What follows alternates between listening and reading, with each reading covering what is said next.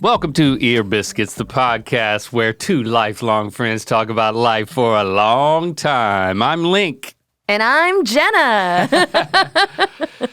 And then you say this week. This week at the round table of dim lighting, clearly Rhett is not here, so it's his loss. It's two 7-year-long friends. That's right. Talking. 7 years is a long time. That is a long time. For a good friendship. Yeah. Not lifelong, but we'll work on that. Yeah, we're getting there. Maybe from here on out, I think we can do it. Yeah, I think so. Rhett called in sick this morning. But what's the true story, you know? Is he finally hanging it up? I mean, he said he had a little bit of a cold. I mean, what? He said his back hurt a little bit. He actually was saying yesterday he was saying his back hurt a lot. Yeah, it did. I actually started feeling for him. And you know, I rarely do something like that. Feel for the guy? Feel things. For the guy? For him? Yeah. You could tough it up. He'll be fine. I mean, I could tell. I mean, he thought he had a kidney stone.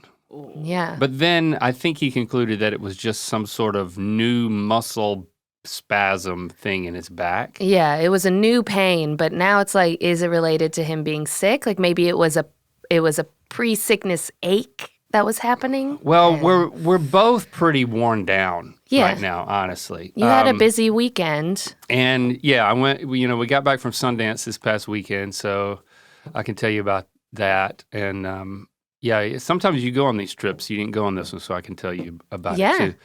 But yeah, I thought Rhett was just calling because I was going to text him this morning, and when I looked to text him about his back, he said, that's when I saw that he was not going to be here. Mm-hmm. So because this was a quick turnaround, we want to, bring you into the chair. Thanks for being here and hanging out with me. Yeah, happy to. Yeah. Quite an improvement. I had to skip out on. Oh, thank you. Don't tell Rhett. We won't let him listen to this.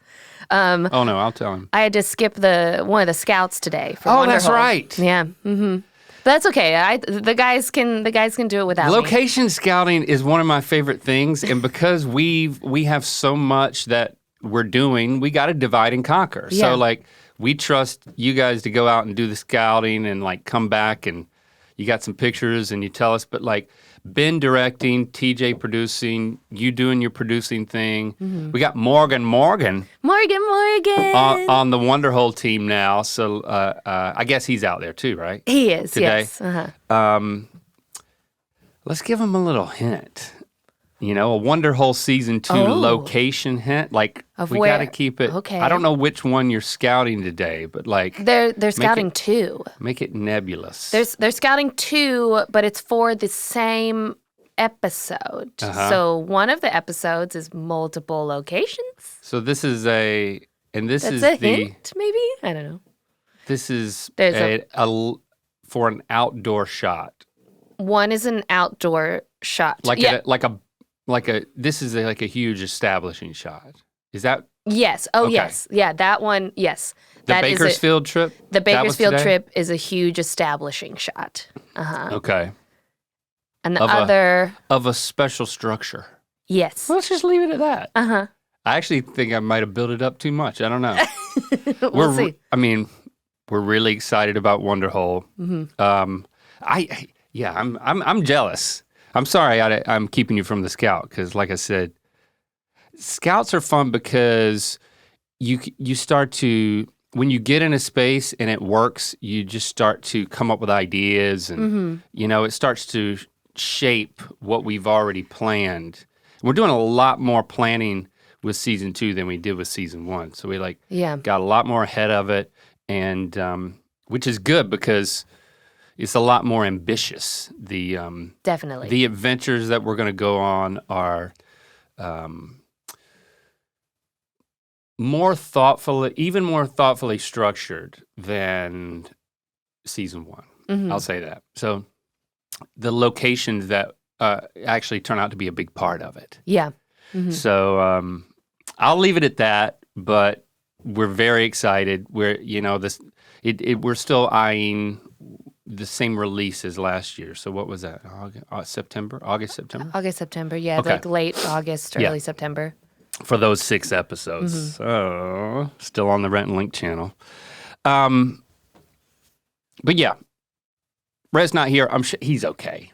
He's okay. Yeah, he And just we're, needs we're rest. good. Don't worry. Yeah, he needs rest. Don't worry. They're not breaking up. The band isn't breaking up. Everyone thinks that always. I mean, I'm so freaking tempted. I was tempted to call in sick too, and I'm not sick. I might have sneezed a few times, but well, I mean, here we are. Yeah. It's February. Thank God. We're done with January 2025. January was 6 weeks this year to me. It was so bad. So long. So bad. I mean, the catastrophic fires. Yeah. Extremely traumatic. And then, I mean, I know that this past weekend you had to go home for like an extremely heart-wrenching funeral. I did. You know, you don't have to talk about the specifics, but I just want to acknowledge that, like, heart-wrenching. Yeah, he's 25 years old and passed in his sleep. Close family friend. Very close family friend. He's epileptic. I'm so sorry. And just, I mean, the whole family and like my whole family, we're all just devastated. He was a shining light. He was a sweet human. So yeah, that was a devastating weekend for me, but you had a better weekend. Well, I want to the flower thing was a little silver lining about that you told me. So That's true. I'd love for you to share that. There was a really beautiful so we had the service back in Knoxville and as it happens with someone so young who passes so unexpectedly. Yeah. Obviously the turnout was overwhelming. The amount of people, like the church was filled to the brim. The even their sanctuary below was fully filled, and they had a TV. Like it was closed circuit funeral. It was really beautiful. But one thing that was really interesting, the amount of flowers was unreal. But something cool that Knoxville has, and I'm not sure if it's other cities, but they have this volunteer group called Random Acts of Flowers. And at the end of the service, because the family couldn't take all those flowers home, like it was 5 van loads of flowers. It's just an unheard of amount. And I bet they were the big ones too. Yeah. Lots of orange as well. He's a big Tennessee fan, so there's lots of orange flowers. It's really beautiful. But so my aunt and I were kind of in charge of helping Random Acts of Flowers so that his mother and father and sister could grieve and not think about it. So Random Acts of Flowers come and they pick up all the flowers from the service, and then that week they take all those flowers, redo them into other bouquets, and then donate them to people in need, like Children's Hospital, people on dialysis, nursing homes where people don't have any family left. They donate all those flowers to these people. And the woman who picked it all up for us, and we helped load everything into her truck and van and everything, she said that at least 100 bouquets are going to be created from what we gave them. That's awesome. So that's something I've been thinking about this week after the really sad weekend, is knowing that all of those flowers this week are being delivered to all those people in need, and they're all in Miller's name in honor of Miller Sullivan, donated by Miller Sullivan and his family. So like, that's awesome. It's so pretty, and I was like, "That's good." Kind of, yeah. It's like a spread some love forward, and he would have wanted that love spread forward. He was always pouring out of his cup, so I know that's what he would have wanted. Shout out to Random Acts of Flowers. Yeah, yeah. Very cool. Thank y'all for your work. I hope there's more like it. I don't know if it's nationwide. I need to look it up, but it was beautiful. Yeah, very cool. So. We went to Sundance, and I was trying to think if there was something I was going to say before the Sundance, because you were about to ask me something just about how crappy January was. Oh, dude, we can just move on from it, but like we know. Let's just. The new year started on Chinese New Year, I think. There we go. The Chinese Lunar New Year is now my new year, because everything before that can just off. Yeah. That's what I feel. That is my now For New real. Year. I hope anyone who celebrates Chinese Lunar New Year will accept me. Happy New Year. Happy Chinese New Year. May you be prosperous and healthy all year. It's the year of the snake. Just need a reset. Oh, I mean, God. this weekend, not having anything planned is like, oh my God, thank you. Thank you so much. Because it's like, and then I accidentally made plans and then had to cancel them because I instinctively make plans every weekend. Yeah, yeah. And if friends hit me up, I'm like, yes. And then I'm like, hold on. I am completely depleted. Like, yeah. and, just starting, what my time in therapy last night, just starting to process some things is it's so important for me to have that space because I hadn't been able to go since the top of the year. So going back and talking about my fire experience there was really helpful, but also helped me just put in perspective everything that's happened this year so that I can acknowledge, okay, I am depleted, and Christy's depleted, and we're trying to be there for each other, but when you don't have anything in your tank, it's like, you just try to just to have a little more tenderness, right? Yeah. And when you can acknowledge it and understand it and take that time, and I went into therapy not knowing, like I had the things that I thought I was going to talk about, but then, he knows me well enough to kind of dig a little bit and go back and it's like, but yeah, all of this stuff just happened. And I'm like, I'm just ignoring that happened and I'm moving forward. I have to focus on the things that I have to do. Yeah. And then by the end of the session, I appreciated that that's not the healthiest way to approach this. And then to wake up to Rhett saying, I'm taking a sick day, which I don't know that he's ever done that. He doesn't take sick days. It's a combination of what January has been, and also I think just having just gaining a little wisdom on when we gotta, wave the flag or sound the alarm and say, hey, this is a bit much. Yeah. So I'm taking this weekend as like downtime as much as possible, which doesn't mean that I'm not going to go record shopping. No, it means that it actually means that I need to go record shopping. Right? So, I did yes. get some records when I was in Knoxville. Oh, you did? I did. Yeah. Oh, yeah, you catch it. I'm rubbing off on you. Well, I went to McKay's Books because they have used books and records and things, and I always dabble and go through like the dollar bin and find fun things. So we're celebrating February. We're not ignoring that January happened. Right. It did happen. It definitely happened. But it's a fresh, Right. we're coming at it with fresh. I like what you said about tenderness for the weekend, like giving yourself some gentle, tender, like kindness. Try a little tenderness. Try a little tenderness. We should all do that for ourselves and for other people. Exactly. Yeah. Are you tired of figuring out what's for dinner night after night, especially on those busy weekdays? Well, get dinner done the easy way, thanks to HelloFresh. HelloFresh's new ready-made meals go from your fridge to your fork in just 3 minutes. It's the same high-quality ingredients and restaurant-worthy flavor you expect from HelloFresh, just with none of the work. And their lineup of prep and bake meals come together with minimal mess and only 5 minutes of prep, so your oven does most of the work, not you.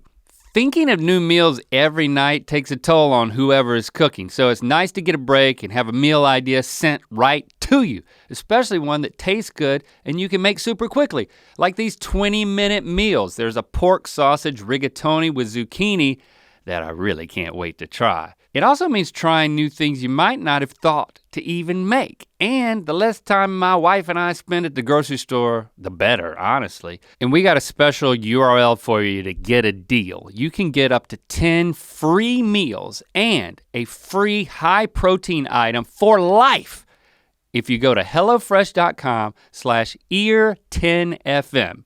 That's ear10fm, FM's for free meals, so you can remember it.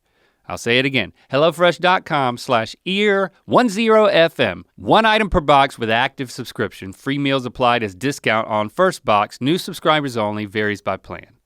That's up to 10 free HelloFresh meals. Just go to HelloFresh.com/ear10FM. HelloFresh, America's #1 meal kit.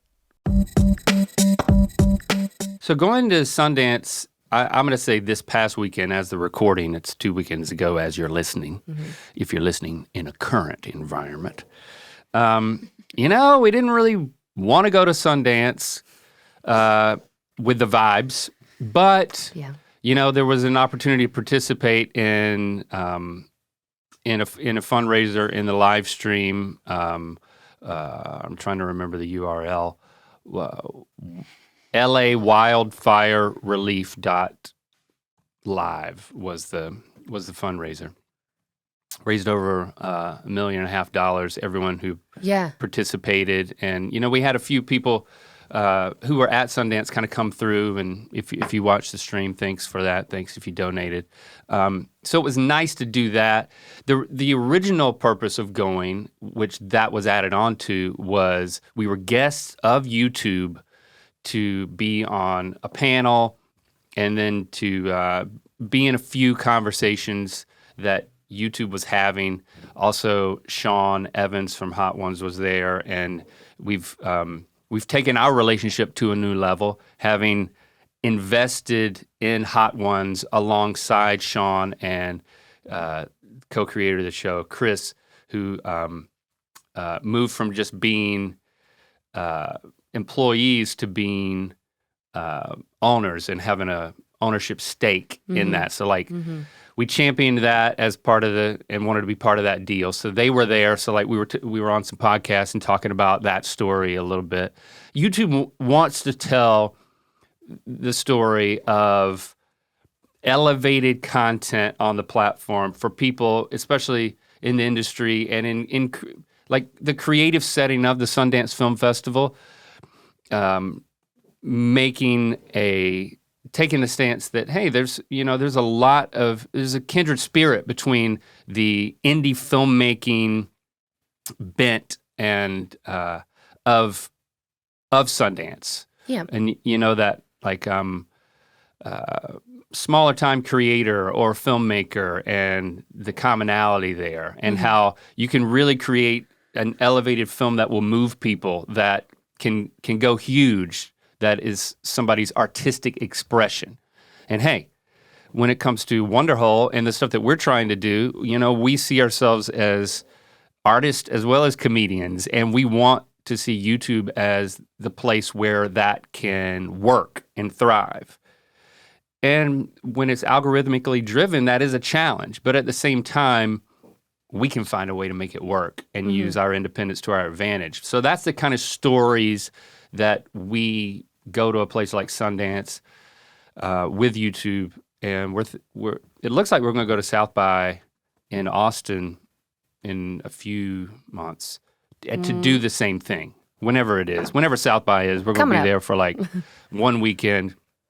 But so it was a worthy cause to be there, especially with the fundraiser attached. So I'm glad that we went, but it wasn't easy. It was quite a whirlwind. Yeah, there was filming on both sides of it here at the office too. So y'all didn't really have downtime. So. Yeah.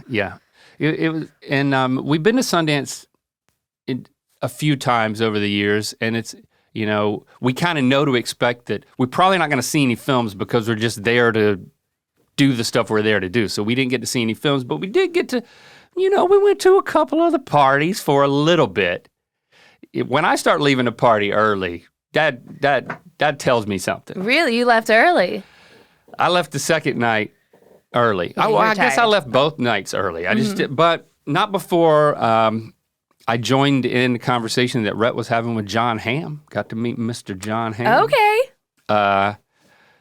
Iconic. He acted, he's friendly, but friendly in a John Hamm doesn't know me and he's probably talking to a lot of people kind of vibe. Yeah. I thought it was cold, but then Rhett was like, you don't call John Hamm cold. He's just John Hamm. And I'm like, okay, I'll take that. Yeah. He was nice enough. Uh-huh. Met the director, Boots Riley, from the Book of Clarence. Okay. Sorry to Bother You. Mm-hmm. Yeah. Excellent. He's wildly creative, dude. So it was like, it was cool to meet him. When we were talking to him, the star of Wicked that's not Ariana Grande. Cynthia Erivo? Yeah. Sorry. Cynthia Erivo. She came up to meet him, and then as she was talking to him, and we were also talking to him, actually taking a photo with him, then she was like, it was kind of like a turn and, okay, well, I'm going to meet you guys too. Uh-huh. And I just, I have not seen Wicked. It's not my thing. I don't think I'm going to see it. I've seen it 3 times. Okay, Jenna. In theaters. Calm down. Okay, fine. I didn't know. I wish I was there. I didn't know how to interact with her. She's the type of person I'm like, okay, I mean, I'm gonna shake her hand with a lot of tenderness. I do know that. It's she's so close to an EGOT. I'm sorry. Oh, she is? She's so close to an EGOT. I'm upset. She's so good. Okay, I'm sorry. Go. Yes. She's a different type of person too. Yeah, yeah. I mean, I don't know anything about her except that, like, I was like, who is? I think this is the Wicked person. Huge Broadway star. Absolutely, like, huge Broadway star. Okay. So people in that world obsessed. Yeah. She's met her in passing. She was like super. She was much shorter than you all too. Yeah. Hair was shorter too. Yes. Mm-hmm. But her fingers were longer. Yeah, she's got those lovely nails. She's got fingers that rival Stevie's fingers. You know, I talk about how long Stevie's fingers are all the time. She got some long fingers. Let's see. I think that was... Did Stevie get to meet her? Because Stevie was in... No, she wasn't there. Oh, Stevie and Ben were with us, but they weren't at this particular thing. I bet Stevie would have liked that. Anyway. Yeah, we didn't... Yeah, we weren't together at that point. So those are the main people that we met, and then I left the party. The party, I mean, it's just, you know, mix and mingle thing. Not much to say there, except that I left early, but not that early because the morning came quick. We had to get up. We were supposed to do a video. We just do a number of videos, like different types of interviews. Mm-hmm. You show up, you do the thing. It's like it was a packed schedule. I've built up everything to tell this story. Okay, that's like, all right, things haven't been easy for me, and I think that has an effect on how you look. Okay, so we were flying back home, and we were at the airport, and I get a text from Lily. Now Lily had called me a few days earlier, and I wasn't able to get to it. And in the back of my mind, I'm like, I'm such a bad dad. I haven't called my own daughter back. I thought it usually worked the opposite way when your kids go off to college. My kid won't call me back. It's like I'm the one playing hard to get. It's just been sometimes you just feel like you can't talk to anybody else, even if it's somebody that you love almost more than anybody else in the world. Yeah, like you just don't have it in you. And just that's depleted. And that's not the normal for you. You usually, you'll answer right away whenever they call. So when she sent this text, this was to the family chat. We got a fam group chat, and we're about to get on the plane, and I see this thing, and it just says, "Dad, they did you dirty." And I'm like, what? And so then I scroll back up, and she's posted a screenshot of what I believe to be the worst photo of me ever taken. And not even professionally, even though this photo was taken by presumably a professional. Oh boy. I think this is, and so she said, Dad, they did you dirty. And this is apparently she was searching, like, once Getty Images, like if you're an official photographer and like a place, like at this interview opportunity at Sundance, the photographer like puts it up and it's a Getty thing. And so that then they get paid if you want to use it. Yeah. I think is how it works. You know, that Getty watermark makes it seem real official though.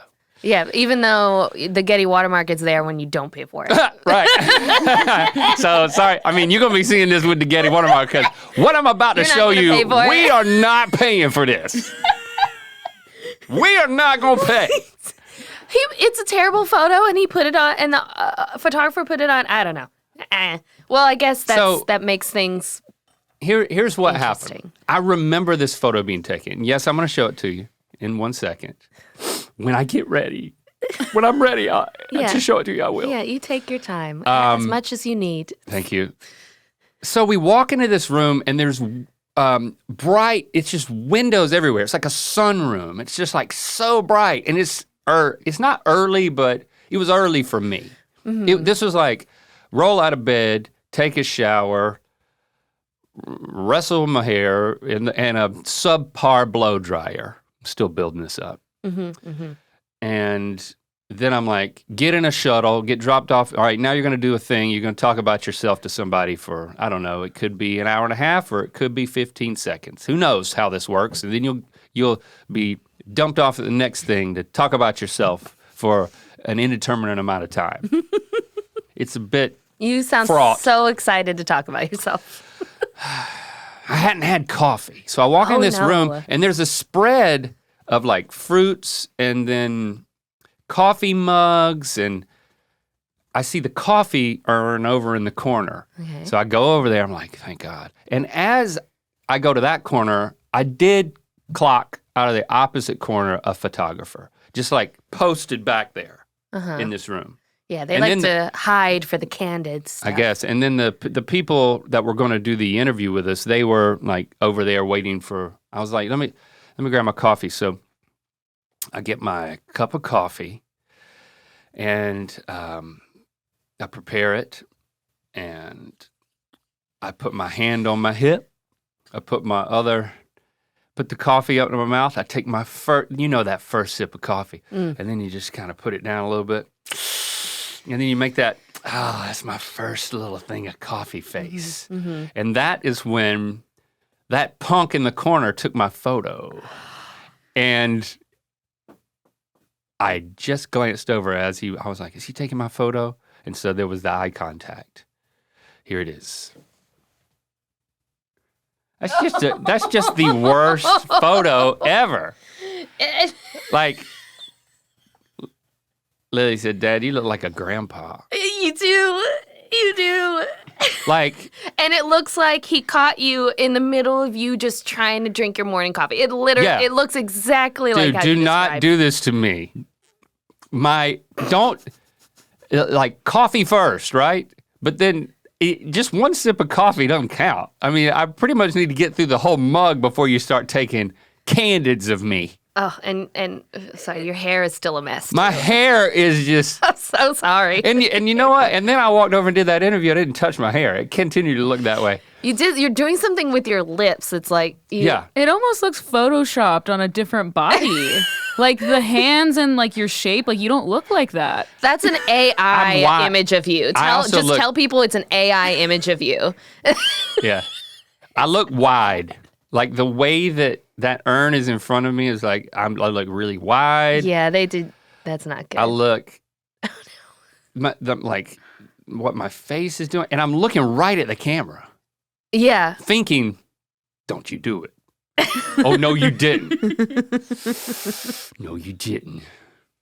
And so I'm sitting here about to get on the plane just staring at this photo. And the photographer posted that? Yeah. I think it was because of the eye contact. Oh, gosh. When they doing it, it's also expensive to buy it. Hey, you know what we need to start doing? I need to start traveling with some sort of like expandable mirror. Okay. That like gets big, and we got to figure that out because like because in the past using your phone as a mirror, it's I don't know. You really can't get. It's not good enough for my hair, especially when I have that much hair. So at that moment when I'm looking at this, about to get on the plane, I'm deciding. This hair is out of control. Yeah. I know everything's wrong with this photo, but that hair is too much. That's something you can control. How did my hair get that big and out of control? And as you can see, my first order of business when I got You cut home it a little. was get a haircut, and I was like, Lynn, we got to go harder at this thing. We've got to notch it back. The hedges are taking over the yard. Oh, good. Anna was able to come over and do it. Yes, Nice. yes. She's the best. More on that later, I think. I think she's going to come up with a voicemail, but I just hate it so much. But I think it's good to keep looking at it. It's a reminder. It doesn't look like me, but it is me. doesn't. This is morning me, y'all. This is like, yes, I've taken a shower and I've tried to fix my hair, but I haven't had my coffee, but I'm still in my own house. You know, this is like safety of my own house. My face is not awake yet. You know? This is you when you were looking for your car keys the other day. Yeah, exactly. Yeah. I'm about to leave the house, and now I'm going back in. I'm getting a little sweaty looking for those keys. I think it's the worst photo I've ever had, and I don't want to be proven wrong. So Okay, don't. take this as an opportunity to start looking for. All right, fine. I'll open up the floodgates. Oh. If it's going to flood, do it. I think this is the worst photo of me ever taken. Prove me wrong. Send me a non-AI generated version of myself that is the worst photo you think I've ever taken. And you know what? I'm going to invite you to do the same thing for Rhett. Oh, you're bringing Red into this. He's not even here. He would, because at this point he'd be like, not me. Yeah, But if you want, all right. You know, everyone's just gonna find photos of him without a beard. Let's just do me. Let's just focus on me. I'll let Rhett make the decision if he wants to be a part of this. But if you can show me a photo of me worse than this one, you will win. I'm gonna give you a prize of me being angry with you. No. I don't have any prize to give. Okay. I'll give you a clipping of my hair next time I cut it. Oh, No. that's serious. That's weird. People can do stuff not with gonna your do hair. Yeah, watch out. Don't be old grandpa and weird, is what Lily would be saying now. One more thing about Lily. I got to tell you this. This is pretty sweet. I said that I hadn't called her back, and even when we were texting, like I was texting her, but we got back. I got the haircut. We're going through. We're into shooting mode. We're into this week. Just still haven't called her back. Last night I'm leaving work, and I'm driving out of the parking lot, about to get on the road, get on my way home, and I get a phone call. It's Lily. So I answer it, and I'm like, "Hey, I'm so glad that you called. I've been wanting to call you back. I'm so sorry that I haven't called you back." She's like, "It's totally fine." I was like, "I was actually going to call you on the way home. I'm driving home right now." And she's like, "I know. I checked your location, and I've been waiting for you to leave the office so I could call you." Oh. Can you believe that? Aw. It made me feel so good, but kind of bad at the same time. I share my location with the entire family, but it's like, this is the best absolute use of this I've ever experienced. Yeah. My daughter unobtrusively tracking down when would be the best time that we could have a conversation. Yeah. So then I talked to her all the way, well, not home, to therapy. So Okay. it was super sweet. It made me feel so good. Yeah. And everything was good with her. Nothing. Everything was good. Yeah. She just checking in. just missed us. Just wanted to check in. She's doing good. Yeah. She's up north. It's cool. She's moving towards graduation. Her graduation is this June. This June, my gosh, graduating I from know. college. Wow. So wow. she'll most likely be back in the city. Back in LA. Okay. Back under our roof. Let's say no. Okay. But I don't know. Who knows what's going to happen? Yeah, when I saw her last, she was still she was looking at places around the cities, but it wasn't official. To have a college graduate, that's going to be crazy. What did I say we were going to talk about next? That's voicemails. Actually. Oh yeah, let's get it a voicemail. Hey, Rhett and Link, this is Jeremy down in St. Augustine, Florida. I need your help breaking up with my past barber. So I used to go to a barber for years, and she ended up moving away. So I started going to a new barber a few years ago. Now my old barber is back in town, and I prefer how she cuts my hair way more than my new barber. So I'm just curious, how should I reach out to my newer barber to break up with her to go back to my old barber? Thanks so much, guys. Appreciate you. Appreciate you too, Jeremy. I'm sure you feel even better knowing that it's me and Jenna answering your question. Even though, well, we have different barbers. You and Rhett have the same barber. That's right. So you call your stylist a barber? No, but I'm using the same. I have a hairstylist. I have a hairstylist. You have a stylist. See, this is where the Annalyn of it all comes back in. Yeah. Because for many years, she's been cutting our hair. And I showed her that picture, by the way. Oh. And she was upset with me. She was like, why have you let it go this long? This is not her fault. This is my fault. It's been too long, but I just been too long without getting her back over to cut the hair. So yeah, that's on me, not her, because I'm extremely attached to Annalyn. Rhett and I both. Once she's the one that's helped us figure out our hair, and it's like, I don't know. It's do I have to say that our hair is very important to us? No, it's pretty obvious, right? So Annalyn is like so important. Well, I think we met in Buddy System season 1. Pretty sure. I think that's it. Yeah. And did you know her? I didn't. We met. We've known her longer than. You've like known 9 her longer years instead of the 7 that we've known each other. Yeah, you've known her longer because Laura, my best friend, works with Annalyn, and she was on Buddy System season 2. Right. Which is how you all found out about me when you were looking for an assistant to come in. Oh, so Annalyn is really the.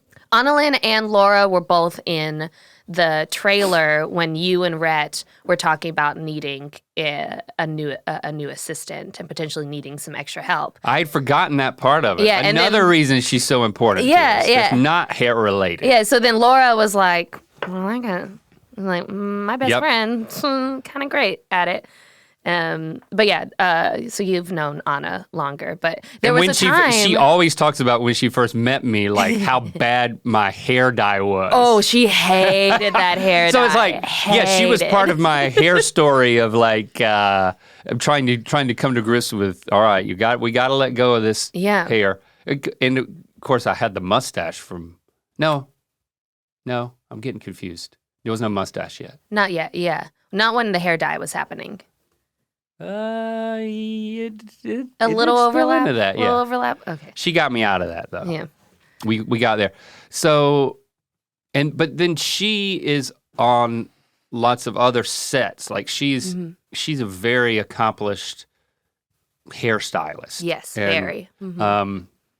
On all of the what's the guy's name? The Ryan Murphy stuff for many years. Like she was on Horror Story, some of the Horror Story American stuff, Horror Story, a lot of different stuff. She did a lot of the wigs for Dark Crystal as well. When the Netflix series. When that series came out, she works a lot. She's a with wig Jason wizard. Momoa and his team. So he's got a new show coming out that they were filming in Hawaii for a while. And so she travels a lot. Exactly. So that's what I'm getting at. Like she was gone for a bit. She was gone for like 6-9 months. And I'm like, what am I going to do? It's like, because once you get somebody who knows the intricacies of your hair and like, she does this thing where she's always watched me fix my hair. And then she knows what to do to get what I want without me having to tell her. Yeah. Like it's a it's a highly developed skill. Yeah. And then to be able to achieve it. And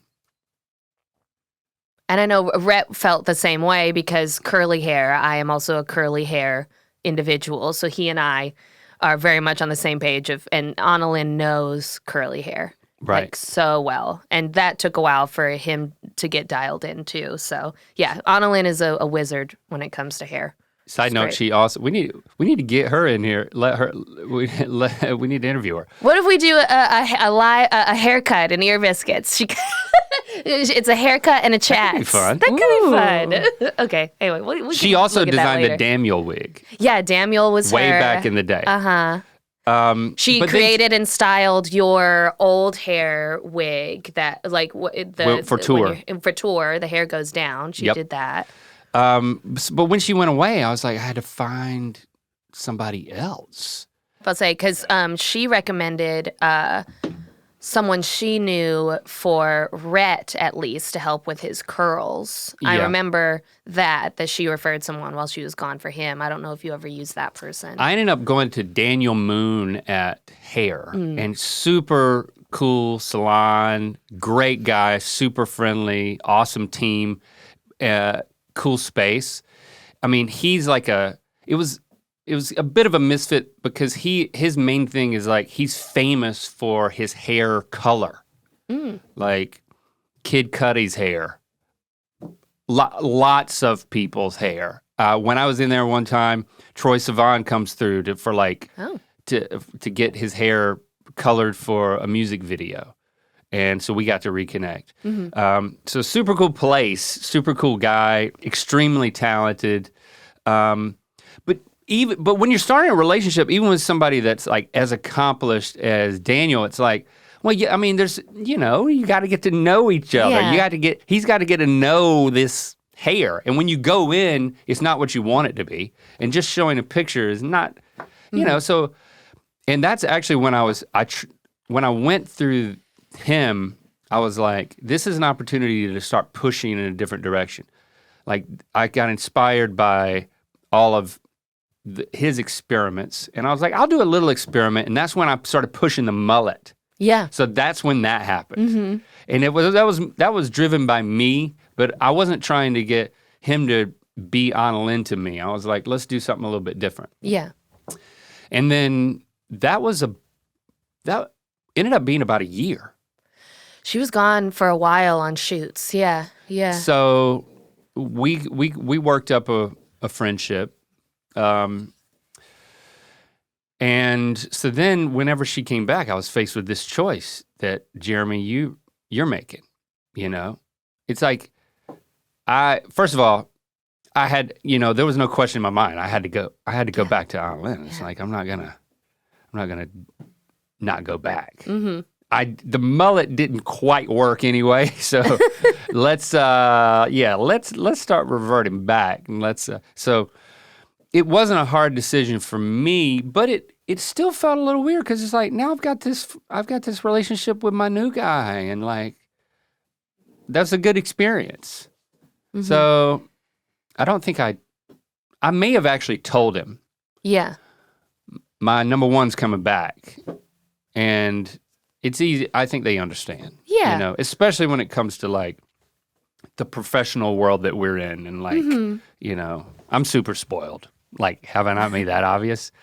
But for you in your like barber environment, Jeremy's saying he's been with this guy or lady or whoever it is for 2 years in the interim. And now the old barbers moved back into town. You have to go back if you like it better. I mean, it's your hair. That's kind of the whole point, right? Do you just stop making appointments with your most current, or do you have a little talk? I think it just depends on how often he went to get his haircuts and like the conversations that they had together. Because otherwise, it's just with our industry. I think of stylists like that. They're freelance. You can switch back and forth, and like they understand that. Yeah, they understand when stuff like that happens. So I think the barber would be understanding, unless it's like he goes to see his barber every 2 weeks and they formed this big like long-standing relationship, then I think he should go back and do a proper, like Sia, he might not have to get like a haircut or anything, but he could certainly go back and be like, hey, my number one moved back in town, so I'm gonna go back to her, but I want you to know I love your work and I'll still recommend you to people. But not really, because you're not as good as my other barber. Yeah, And exactly. that's really why I'm going back. But let's entertain. Maybe an edible arrangement. Send him an Oh, okay. An edible arrangement. No, don't do that. I'm sorry. But we could entertain the possibility of some sort of showdown. Ooh. Like a light showdown would be go back to your number one, get your hair cut, and then show up at your number two, your more recent, and just Right after the cut? right after the cut. Ooh. Oh, okay. And then say, what do you think? What do you think of this? Uh-huh. What do you think of this? You want a piece of this? Because it can be arranged. And then see how he or she responds. Barber number two. And then when you need the next haircut, you bring barber number one to barber number two. They're in the same spot. And they're both, maybe they cut one side and the other person cuts the other side. Yeah. Maybe you go back. Maybe you go back and you to barber number two. You give them a last shot now that they've seen the template Yeah. in person, and then you take that back to barber number one right after the cut and you say, "What you think about this?" You get them both a little angry with the other person. Yeah. And so you're just a matchmaker. I really want to see some sort of a. And then showdown. barber number two goes and solely gets their haircut with barber number one. And then they fall in love and end up opening a barber shop together. Thank you. What is this, a Thank Hallmark movie? Yes, thank you. This is what happens when you have me on. Yeah. I don't think Rhett would have taken it in that direction. I think of the romance. Rhett probably wouldn't have taken it that direction. Barber love. Barber love. Wow. Okay. Yeah, that's better. Yeah, and enemies to lovers. It's a perfect enemies to lovers. There's a reason why you're such a great fill-in, because you've taken this in a heartwarming direction. I love it. Matter of fact, let's hit that next voicemail and let Jenna have her complete moment. Oh, yay. Hi, Rhett and Link. This is Christy. I just wanted to say I've really enjoyed the episodes over the last few months, specifically that you've involved Jamie and Jenna in a lot more of the episodes. It's really great to hear their thoughts on some of the topics that you guys talk about. So that being said, this question is actually for Jenna. You've mentioned reading or books quite a lot over the last couple of episodes, and I was just curious if you had a top 5 or a top 10 recommendation list of your own. Could be any genre. Always looking for new books, so love to hear your thoughts. Thanks. Love you guys. Yes, Christy, I do have a list. Let me. You wrote it down? I wrote it down because. Or do you have a running list anyway? I already had most of these in my head. I just wanted to make sure if I said like the name of the book, I wanted to also make sure I said the author as well, so it was easier to find. So I wanted to. Because sometimes I'll have like the book series in my head and I'm like, oh, who wrote that again? Kind of thing. All right, good. Names are hard. But yeah, okay. Before you get into it, I remember I'm supposed to like give a quick shout out to this hoodie. Yeah, look at that hoodie. We got the Clockatrice hoodie. It comes in gray. It comes in brown. Yeah, dark brown. Dark brown. Check out the back of this thing. The bag is so cool. It's Let's see. Of course, it's Belvedere. Can you see it? It's Yeah. Belvedere, the cockatrice, but he's clockified, so it's King of the Beasts. Yeah, the clockatrice. Yeah. What? Get that at mythical.com. Pretty cool. Let me just open my notebook. Okay. And put my pen out the way. Where should I begin? What genre do we think? Oh, up to you have- you. yeah. Up to you. Up to me? Okay. I picked from a lot of different genres. There's about 10, so I'll try and keep it short. This is for the readers out there. For the readers, for romantasy, because I know that's something you're really interested in knowing about me, Link. Yes. For those who do who are on doing all the Sarah J. Maas and Fourth Wing stuff, here's a series that isn't as well known that you should totally go to if you liked those, and it's the Blood and Ash series by Jennifer Armentrout, I think is how you say her last name. Blood and Ash does not sound romancy to me. Oh, it's great. Enemies to lovers. Like nothing about blood or ash. Yeah. Makes me horny. Read it. You'll change your mind. Oh. Okay. But it is sexy. When you say it's sexy. Romanticy. It's romance novel and fantasy. Yes, correct. Okay. Bat boys and such. Uh-huh. Okay. Actually, not a bat boy. There's like a dragon hybrid thing going on. Anyway, you'll see in the series. To anyone who wants to listen. For people who like fantasy and a little romance but want something dark, this is under dark fantasy. I think I've brought this up before, but I'll say it again. The Black Jewels series by Anne Bishop. Really great, super easy read. Definite trigger warnings, so read those for sure. But if you're okay with that really darkness to it, it is a really lovely series, and I think it touches well on those dark topics. You get scared reading it? I don't get scared. It's not scary. Okay. It's disturbing. Disturbing. Okay. Yes. Disturbing. All right. Cool. For something a little more cozy, fantasy, like that's more like cozy, witchy, light, definitely fall vibes. The Witches of Thistle Grove series by Lana Harper. Really lovely, easy read, super cozy. Super cozy witches. Yes. If you like the Percy Jackson series. Oh. Mm-hmm. Rick Royden, please go and read the Heroes of Olympus series that he also has. I like it better than the Percy Jackson series. I'm sure Lily's read that. It continues Percy Jackson and his friends continue on in that series. I don't think it's necessary to read that series before you read this one, but it mixes Greek gods and Roman gods. So that's a really fun thing that happens in that series. Okay, we're out of fantasy. Into educational. Educational. Okay. Let's learn some shit. Okay. All right. Let's learn some shit. A People's History of the United States by Howard Zinn. Unabridged version. It is a bear to get through, but read it. I listened to it on audiobook when I would go on walks or at the gym so that I could listen to it that way. But if you want to know about the beginnings of the U.S., as we understand it anyway, to where we are now, or I think A People's History of the United States goes up until 1950s or so. And then there's another book that goes from then on to present day. But this is from the view of what the people were enduring and what the people were going through and how the people felt. So highly recommend.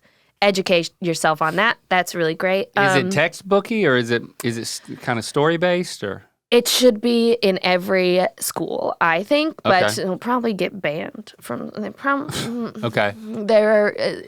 Yep. We're gonna move. Yep. It's something that they would probably ban in schools because it is about the people. Next is Braiding Sweetgrass. I have been recommending this book to everyone since I read it. It is so good. It's like indigenous wisdom meets scientific exploration and like the history and nature of plants and how we as people interact with the natural world. It's by this woman named Robin Wall Kimmerer. I believe she's a biologist, and she is also an indigenous American as well. So the braiding sweetgrass is a reference to actual sweetgrass. A certain there's a certain Sweetgrass group of people that make like baskets and stuff. Yes. And is that I'm thinking of, there's a certain group of people. Quite a few indigenous cultures. Down in the South, like in South Carolina, Yeah. they would like, it was, there's some, their bowls are in the Smithsonian, it's like a dying art. Mm-hmm. Is that what that's referencing? Yes. Yeah, Okay. there's quite a few indigenous tribes in the continental U.S. that have a history with sweetgrass, and the story behind it is really beautiful. It's a story about sweetgrass was given to us by one of their nature goddesses, their creator goddesses type.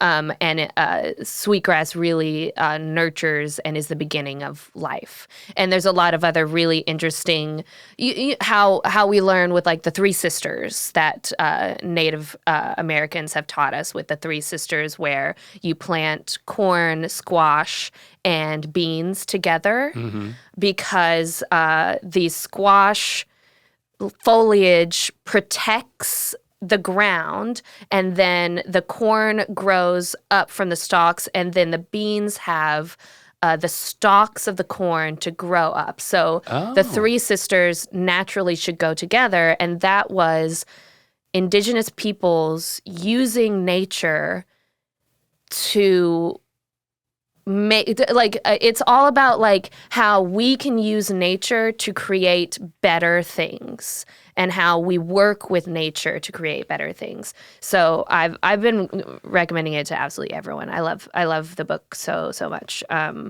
Yes, braiding sweetgrass. I'm trying to pick one from your list. I think that's my top pick right now. Okay, cool. I know that you and Rhett have mentioned The Body Keeps the Score in the past, and I love that book also. For people, kind of like what we talked about in the first 10 minutes of this episode. The Body Keeps the Score. Yeah. Yes. If people love... It's why Rhett's not here today. The body was keeping the score, and he needs a break. He needs a break. It was a rough month. So for people who enjoy that and want to continue on that educational journey, delving deeper into like our immune systems and the autoimmune response, because I also have autoimmune disorders, so I have started that journey for myself. I have two book recommendations. An Elegant Defense by Matt Ritchell. That's more in depth about like our immune system, and you learn about a lot more about our immune system and how it evolved, which is really cool. And then that's cool. Yeah, and then The Last Best Cure by Donna Jackson Nakazawa. This was recommended to me by an RN years ago, and I'm so glad she recommended it to me because it's really good. It's the author is a scientific journalist who was diagnosed with some serious autoimmune stuff, and it was a year of her going through all of these different practices, along with chatting with her doctors and getting on medicine, of how what she could also be doing in her life to combat it. Loved that book. I will say I have been taking some of these practices and putting it into my own life. I was diagnosed with psoriatic arthritis 5 years ago now, I think, almost. Somewhere around there. And my most recent blood work, when I went to my rheumatologist, it was the first all in the green. What? It was the first all in the green. So is it from because of this book solely? I've been. I think it's. No, I mean, I've been done doing. a lot of things. I've been doing a lot All of the things. I've been doing all the things. I've been taking the meds, and I've been doing stuff in these books that are, just general practices of taking care of yourself and your body. And it was such a good feeling. I saw my blood test. So I was like, everything's great. Well, congratulations. That's awesome. So, did you celebrate by injecting yourself with something? yes. I know that was part of it. I celebrated. You still do the self-injections? I do the self-injections still. I switched to It's good to have an injector around. Yeah, Somebody who's okay with self-injecting is the type of energy that you need in your life. I'm just telling you. Yeah, that was a learned skill. I do not have that energy. I used to have panic attacks when I'd have to inject myself because it would stress me out so bad. Yeah, but and now it's like, you're over it. Give me the good stuff, like straight It's like in. putting air in tires now. It is. Now I'm just like, all right, a little rubbing alcohol, Skeet. Here we go. Does it And make then a I'm noise, or do you when you do it? I make the noise for it. All right. All right. All right. This is good. All right. What else you Do got? I have any more? Okay. Yes. This one is fiction, but I think it is a beautifully educational take on women's struggles for fitting into the societal wishes. Okay. When Women Were Dragons, Kelly Barnhill. It takes place in around like the 1950s or so, but it's when things started shifting into women's rights and feminism and things. It skews history, and a lot of these women who were being placed into boxes, who didn't want to be placed into boxes, turn into dragons and fly away. Shit. Like literally? Literally. Oh. Turn into dragons and 'Cause leave. I think, just to bring it back to John Hamm for a second, I think there is that storyline of Mad Men that there's like the figurative version of turning into a dragon for there's a journey for a few of those characters. There's a journey. Yeah, there's female certainly. characters. I can honestly, if they would ever turn that into a film, I could see John Hamm playing a cool character in there for sure. But so that's fiction because of the that's dragons. fiction. Yeah, but you see it from the perspective of one of the daughters whose mother turned into a dragon and left. Okay. So you kind of see it from the children's perspectives and coming up, and then you start to learn how things were skewed. Anyway, it's very good. Very good. All right. That's a fun one. I need your take on something. This makes me think of something. Ooh, okay. Lincoln, I walked into a conversation. Lincoln's back at college now, his sophomore year. But he was home up until last week. They start really late.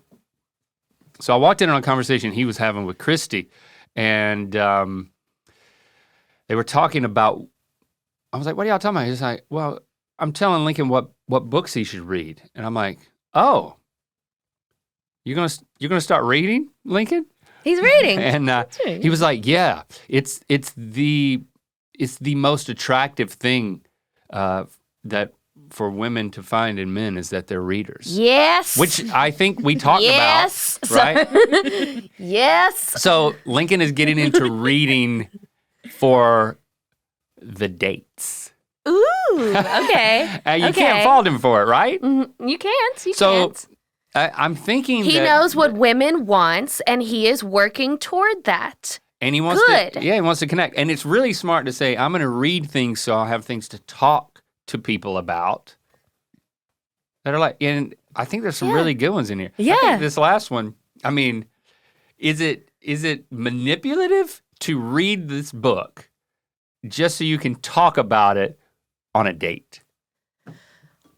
Knowing Lincoln, no. Right. Okay. Right. Yeah. He doesn't have a not. manipulative bone He in his doesn't. body. He really doesn't. Yeah. He's trying to gird himself, Yeah. gird his loins for good conversation. Uh-huh. So he's making himself better. He's not doing it to manipulate. But okay, so I like that response. I think if someone But he's got to be were- into it, right? I mean, you Yeah. got to find something that's like a cross section between what you would want to talk to a woman on a date and something that you actually enjoy talking about and reading. Yeah. But stretching yourself a little bit with this, they become dragons, I think might be, if he could read it and actually get into it. Yeah. I mean, that's gonna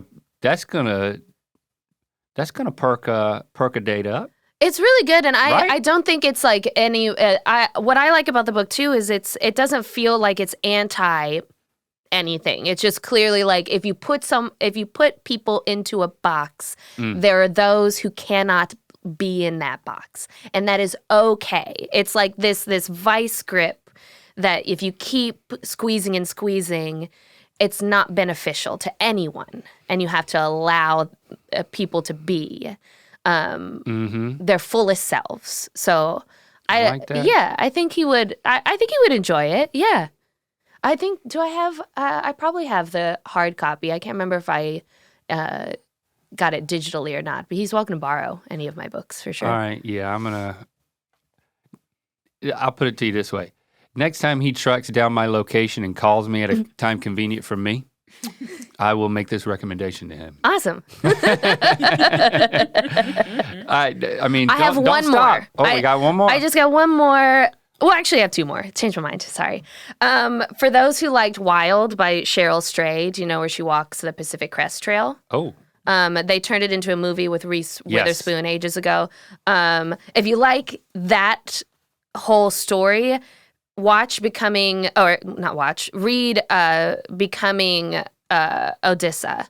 Like instead of, it's Jennifer Davis, and it's her story of hiking the Appalachian Trail by herself. Oh. So if you enjoy that, I'd recommend it. And then Jennifer Davis, also totally insane. She went on. She doesn't almost. She has some moments. She doesn't almost die. Okay. But really fascinating woman. She ended up going on and there's a thing with the Appalachian Trail where people will run it and to try and get like the fastest time you can. It's a whole big thing that like they don't really rest, and they have people who bring them shoes and things, and like they're not carrying a big pack. Usually someone's following them and can give them a small pack. She also went back and did that. Do that. Oh, she also went back and did that, and I think has the best time. I don't know. Like, I think she has the best time on the trail for it. So she's one of the top for the top times of completing the Appalachian Trail. That's crazy. How long does it take to run the Appalachian Trail? To run it, usually people complete the trail within like 5 to 8 months. Yeah, it's 2,175 miles. Yeah. If you want to look up... The fastest known time to run the Appalachian Trail is 41 days, 7 hours and 39 minutes, set by Karel Sabe in 2018. Oh, so this is since I've read the book. However, most people take 5 to 7 months to hike the trail. Told you. Yes. Just think about running for 41 days. Unreal. In the trail. 2,197 miles. The trail itself is so insane. Like, I know people do long distance running like that, those extreme marathon things, but like the Appalachian Trail is wild to me, especially when you get into, there's Pennsylvania and I think part of New Jersey where you're basically just running on rock. Oh, yeah. Like, whew. That's got to be wild. So that's a cool one. That's a really great. So that's her a really going back fun and book. doing that, was that part of the book? It wasn't part of the book. No, Okay. It's just something else I learned about. I think maybe they mention it later on in the book that she did it. She's actually completed the trail multiple times now, but this was her first doing the trail. I could not have told you that it goes from Georgia to Maine. Oh, I could have. I've thought about it. I know exactly what I would do.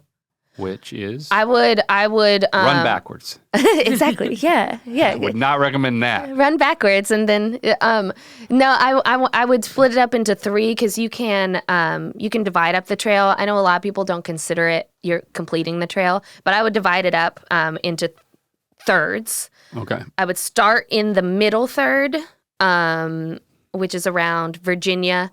Wait, no, I forget. Anyway, I do the middle third.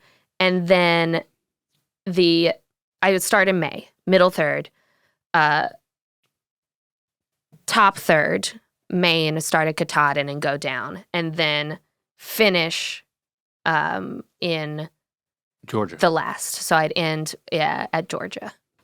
That's what I would do if I were to do it. But you're not going to do that because that's a weather. It takes too long, and we have to find another assistant, and then we'd have to be having that barber conversation. We would, yeah. Because if I come back, then it's like, do you get rid of? Yeah. That's right, Jenna. I know. You don't know. Mm-hmm. You don't know Unless what you make it content and send a camera with me, then reporting live from middle of nowhere. You have to be a reporter. What kind of content do we make? We don't send people out. We don't do travel reporters. either. We don't really do travel either. But that's what I would do if I were to do it. I do not approve of this dream of yours. It impacts me too much. That would be a cool society special, I think. Checking in with Jenna on the Appalachian Trail. No, it takes too long.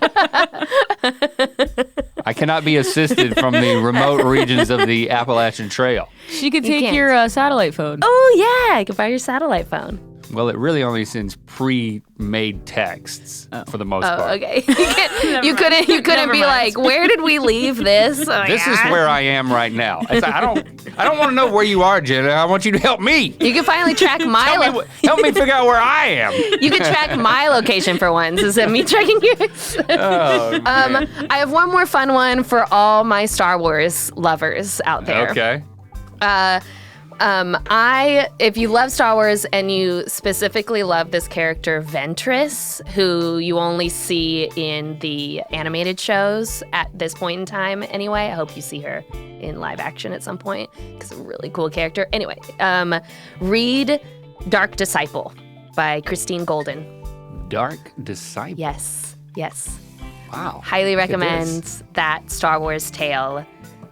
You learn a lot more about Ventress. I'm obsessed. Look at how bookish we are. I know. Oh my goodness. Do you have? Let's get bookish. Which one do you think you're gonna read? The one that I said. Which one was that? Braiding Sweetgrass. Braiding Sweetgrass. Braiding Sweetgrass. Yeah, and you'll give the When Women Were Dragons to Lincoln maybe. Yeah. See what he thinks about it. I'll send him a link to this podcast. See if he can start by listening to this. Yeah. And then if he can make it through this, he can definitely make it through an audiobook. If you can make it through this. No, this is great. Thanks for coming in and sitting in the chair. Yeah. And filling in. Well, I feel like we've really helped people today with their. I think so. Not just with their readings, but with their livings. Yeah. Mm-hmm. And their hairstylings. And hairstylings. Remember, you can call us and leave us a voicemail. 1-888-EARPOD1. And we'll talk at you next week.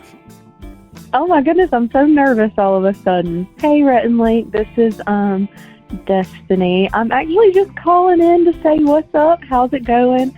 I was just sitting here, gardening. And I just got done watching y'all's latest episode of Ear Biscuits, and I just needed to call. I don't know. I kept singing y'all's song over and over, but you definitely don't have to put this on the podcast. But it is nice just to call and see how it goes. But bye, you guys. I'm going to keep doing what I do, and y'all keep doing what you do as well. Peace out.